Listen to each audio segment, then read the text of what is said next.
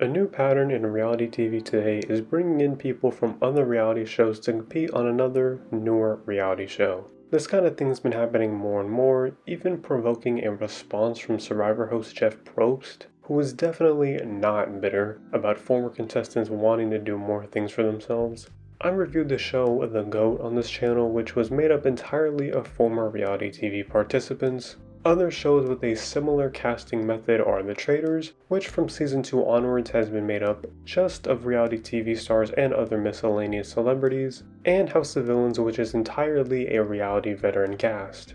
These two shows have become popular within the reality TV sphere because of their ensemble casts of some of the best and most iconic players and participants from the past 20 plus years. Currently, the second season of House of Villains is airing, and so far I find it to be really good. I thought season 1 with its cast would be tough to top, but season 2 has been pretty good so far. The Traitors' second season was an incredible success thanks to its top-notch casting, and judging by season 3's cast, I'd expect that to do pretty well as well.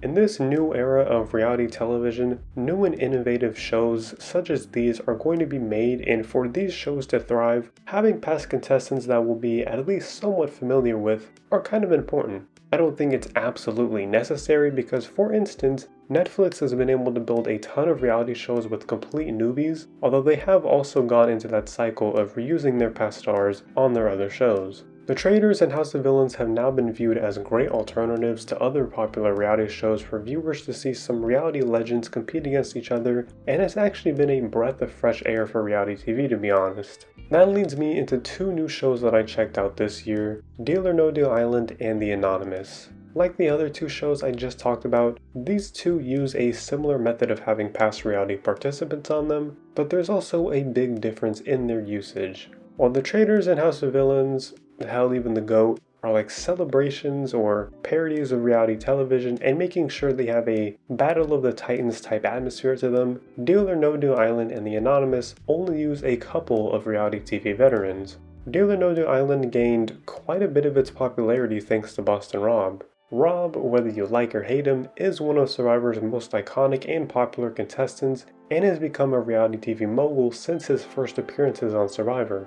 I mean, he was definitely the reason I decided to check out the show because I was interested in how Boston Rob would do on a new show with completely new players. So yeah, Boston Rob is the only reality star put onto this cast, unless you count Claudia with her previous Deal or No Deal experience, but still, this provided for a very different dynamic than season 2 of The Traitors or House of Villains' first season. Season 1 of The Traitors was split about half in terms of celebrity and reality TV stars and regular people. But what Deal or No Deal Island did was not make this half and half. They brought in almost an entire new cast of people, but with the addition of one of the most iconic Survivor players of all time. This wasn't just to bump ratings, although it helped, but this was also just an interesting idea to see what Rob could get up to without that agency of having others around like him, and in the end, it paid off pretty well. I know the title Deal or No Deal Island just sounds absolutely ridiculous, but this was honestly an amazing show. I really was not expecting it. There's a certain campy feeling to it in how it's a game based almost entirely on luck, and how much production interference there was in terms of the personal offers that were given to contestants when choosing cases in the elimination game, but these things were only just a small part of what made the show so fun.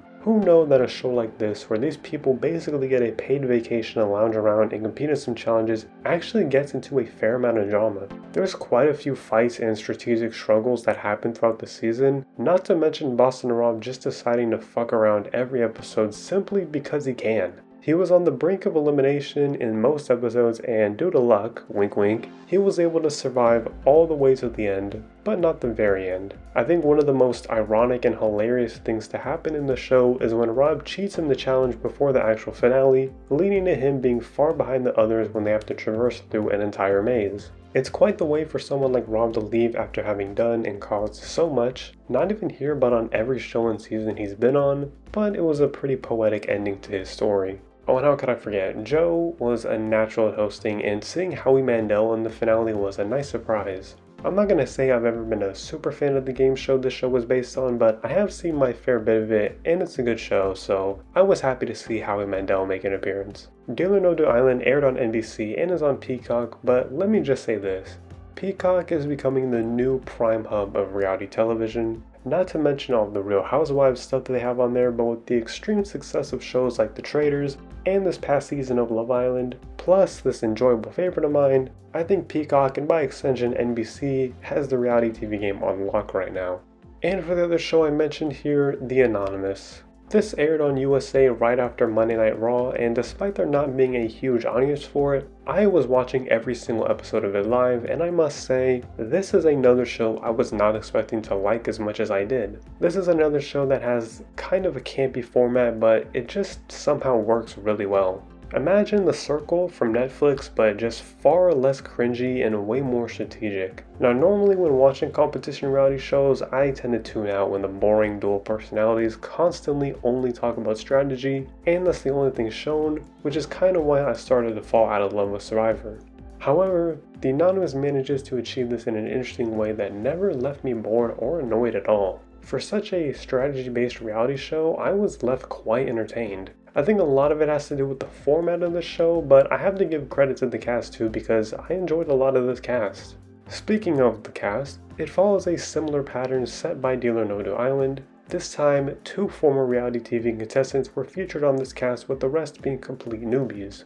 Some of them have had some fame from other areas, but not specifically reality television. The 2 veterans on The Anonymous were Nina Twine, 2-time Australian Survivor contestant and daughter of one of the greatest Survivor contestants and winners of all time, Sandra, and then Xavier Prather, winner of Big Brother 23 but also a competitor on the first season of the Challenge USA. These 2 were also highlighted often in the show's edit, kind of like Boston Raw, but interestingly, they were both initially against revealing their reality TV past to the competitors. Xavier ended up doing it pretty quickly, and Nina actually never said anything about it, but there were some in the cast that speculated she was the daughter of Sandra. They either already knew that or they were definitely just tipped off by production, but nonetheless, those dynamics at least shook up things for the 2 of them. Plus, it's not like that many people in America watch Australian Survivor, except for the diehard fans. And I don't think Xavier or Nina ever took anything away from their other castmates either. And I also don't think Boston Rob did either. He was absolutely a major player that was highlighted every episode, but the other members of the cast got their time to shine, and let me tell you, they shined.